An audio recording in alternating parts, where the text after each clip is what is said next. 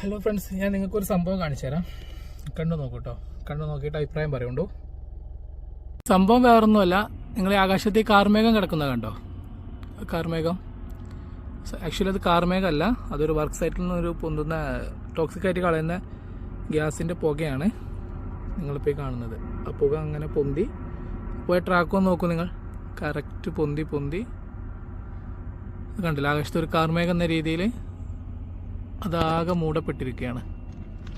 എത്രത്തോളം ഉണ്ടെന്ന് നോക്കിയോ. കംപ്ലീറ്റ് ആ പുകയിൽ പൊന്തിയതാണ്. കണ്ടില്ലേ?